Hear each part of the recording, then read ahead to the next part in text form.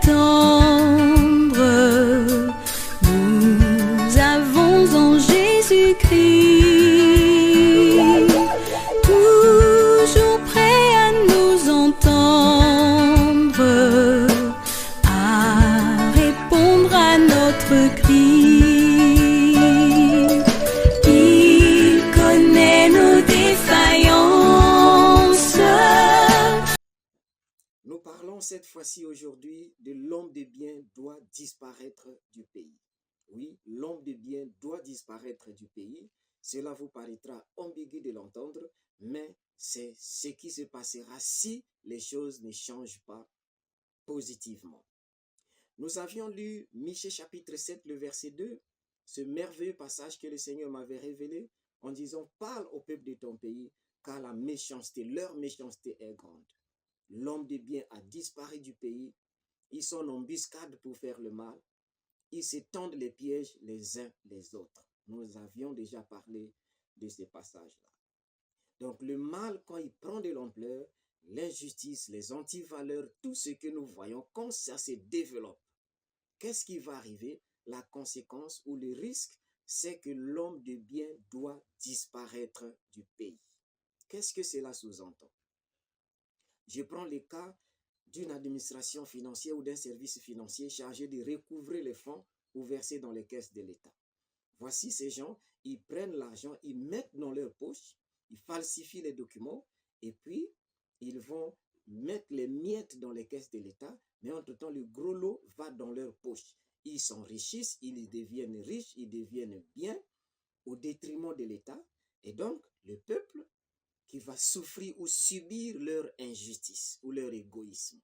Il y aura le chômage, je vous en prie, le manque de travail, le peuple va souffrir et d'autres sont riches, ils sont heureux, ils se glorifient, ils se vantent parce qu'ils sont dans une position favorable, mais qui n'ont pas mérité. Ils sont riches par la honte, ils sont riches par la tricherie, pas par leur mérite. Donc, ils s'accaparent un mérite qu'ils n'en ont pas. C'est plutôt la honte. Mais c'est ainsi que les choses vont.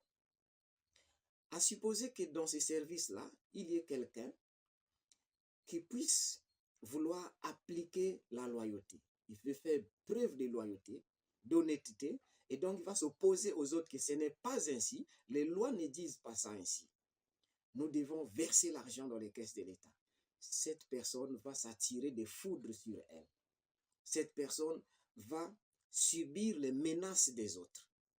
Tout le monde va s'insurger contre lui. C'est comme si c'est lui qui fait mal. C'est comme si c'est lui qui ne comprend pas les choses. Et pourtant, il veut défendre la loi, il veut défendre la justice. Donc, faire ce qui est bien devient mauvais et faire ce qui est mauvais devient bien.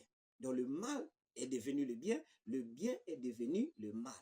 Et ça devient difficile et très dangereux dans ces cas-là.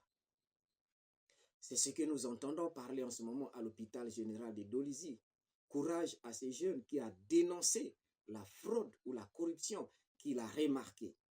Et aujourd'hui, d'autres vont avoir des réactions négatives à l'égard des personnes qui veulent être loyales. Mais si l'on veut bâtir une nation, on ne pourra jamais la bâtir dans des pratiques honteuses. Il faut bien que la loi et le droit et la justice soient appliqués. Maintenant, où est le mal lorsque on vient appliquer le droit et la justice? C'est pourquoi je dis l'homme de bien doit disparaître du pays. Si ce n'est que de cette façon-là que les choses doivent être conduites, que l'on doit gérer les choses ou les finances publiques, c'est que l'homme de bien doit disparaître du pays parce que chacun va se laisser prendre par la peur, il aura peur d'intervenir ou d'agir dans la loyauté parce qu'il sait que si j'agis dans la loyauté, j'aurai des problèmes. Alors c'est quelle société? C'est quelle nation? Quand vous défendez ce qui est juste, vous devenez la personne à abattre. Vous ne voyez pas que c'est le monde à l'envers. Non. Si nous voulons que les choses marchent, il faille bien que le droit et la justice soient appliqués à tout le monde. À tout le monde, pas à une catégorie de personnes qui sont faibles et qu'on peut facilement les faire juger, mais ça devrait être sur tout le monde. Sinon, l'homme de bien doit disparaître du pays. Il y aura des gens qui n'auront pas ce courage de dénoncer une telle fraude ou une telle corruption parce qu'ils savent que si je le dis, c'est moi qui aurai des problèmes, c'est moi qui va souffrir, et donc mieux vaut de laisser ça comme ça. Et ça sera la honte, ça sera la destruction.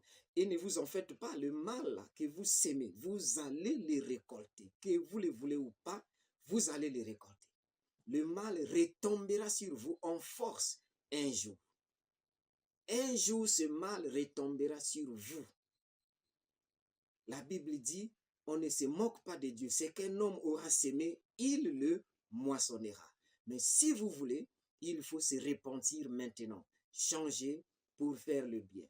Et je voudrais exhorter ceux-là qui sont dans certains milieux d'être des gens honnêtes, de se lever pour défendre le droit et la justice. Et non de se laisser prendre, de vendre son autorité ou son estime pour de l'argent parce que tu seras bien, parce que tu seras, Ça, c'est l'incompétence, ça, c'est la malhonnêteté intellectuelle.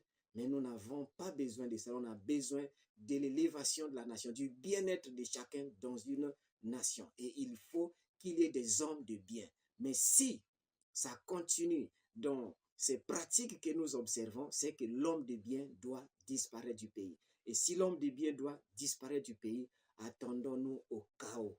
Attendons-nous au chaos parce que nous-mêmes, nous l'avions cherché. Tout le monde voit, assiste, regarde, on sait que c'est mal, on sait que c'est pas bon comme ça, mais on le fait.